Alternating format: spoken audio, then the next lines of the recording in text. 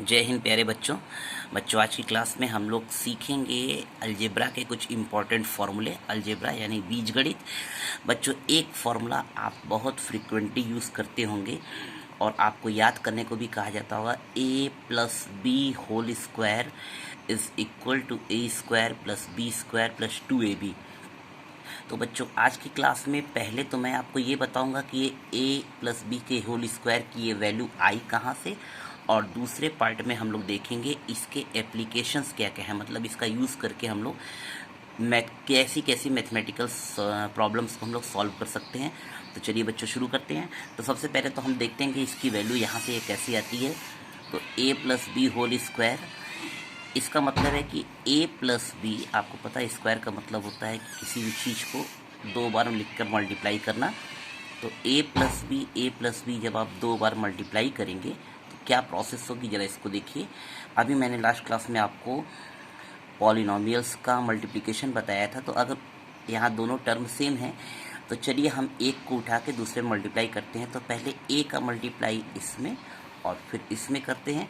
तो a और a का मल्टीप्लाई होगा, आपको पता है क्या आएगा, a स्क्वायर, और a और b में मल्टीप्लाई होगा तो क्या हो जाएगा, ab आएगा। ठीक वही प्रोसेस यहाँ भी करेंगे।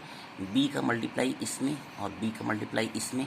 तो b और a का मल्टीप्लाई होगा तो ab लिखिए या b लिखिए, बात एक ही है, लेकिन सिमिलैरिटी के लिए हम ab ही लिख रहे हैं।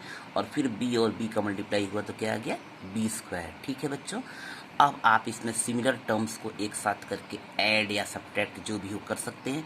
तो यहाँ देखिए a स्क्वायर जैसा दूसरा कोई टर्म नहीं है तो मैंने ऐसे ही उतार लिया, लेकिन यहाँ प्लस ए बी मिला के क्या हो जाएगा, 2ab। तो ये हो गया 2ab, और b स्क्वायर तो अकेला था तो मैंने उतार लिया। तो क्या आपको ये दोनों टर्म एक ही लगे, ये देखिए आ गया a square plus b square plus 2ab। चाहे ऐसे लिखिए चाहे ऐसे लिखिए, बात एक ही है। तो बच्चों, यहाँ से ये फॉर्मूला आता है जिसको आपको कभी कोई कहे कि याद करो, तो पहले आप यह कोशिश करिए कि याद करने से बेटर है पहले आप उसको समझें कि वो आया कहाँ से। तो मुझे विश्वास है बच्चों आपको ये समझ में आ गया होगा। अब चलिए हम लोग देखते हैं कि इसका एप्लीकेशन क्या है। सपोज करिए कि आपसे मान लीजिए किसी ने कह दिया कि 105 है ना, इसका वर्ग निकालिए, 105 का स्क्वायर निकालिए। तो एक प्रोसेस तो आपको पता ही कि 105 आप लिख कर दो बार मल्टीप्लाई करेंगे, लेकिन वो प्रोसेस थोड़ी सी लेंदी हो जाएगी। इसका बेहतर विकल्प ये है कि आप 105 को दो पार्ट में तोड़ लीजिए।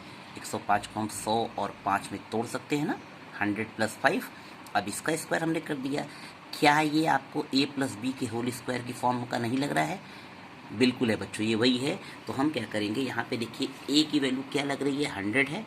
यहाँ पे अगर इसको हम लोग तुलना कर दें तो a की वैल्यू किसके बराबर है, 100 के बराबर है। b की वैल्यू किसके बराबर है, 5 के बराबर है। ठीक, तो अब पहला टर्म क्या है, a स्क्वायर यानी 100 का स्क्वायर आपने किया। ठीक, दूसरा टर्म क्या है, b स्क्वायर यानी 5 का स्क्वायर आपने किया।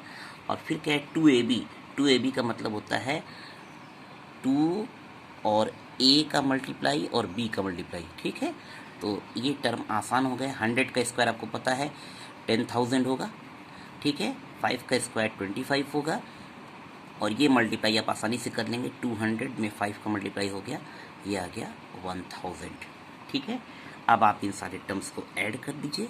तो जब आप ऐड कर देंगे तो आपको मिल जाएगा 10,000 है ये, 1000 11,000 और 25 11,025। तो बच्चों, ये एक आसान तरीका है जिससे आप a प्लस बी के होल स्क्वायर को सेटिस्फाई करा सकते हैं, और आप आसानी से ठीक इसी पैटर्न पे a माइनस बी के होल स्क्वायर का भी यूज़ करके निकाल सकते हैं बच्चों। अलग अलग वैल्यू, अब 105 ही क्यों, अगर मान लीजिए किसी ने आपसे कोई कह दिया कि 1007 का स्क्वायर की वैल्यू निकालिए, ये भी आप कर सकते हैं। कैसे तोड़ेंगे, 1000 प्लस 7, ठीक है, इसका स्क्वायर। इसी पैटर्न पे बच्चों आप करते जाएंगे, और मुझे विश्वास है कि आप बहुत ही आसानी से इसको कर ले जाएंगे। अगर वीडियो में आपको कोई प्रॉब्लम हो बच्चों तो आप कमेंट बॉक्स में पूछ सकते हैं, और नहीं तो वीडियो को रिवर्स करके देख सकते हैं। जय हिंद बच्चों।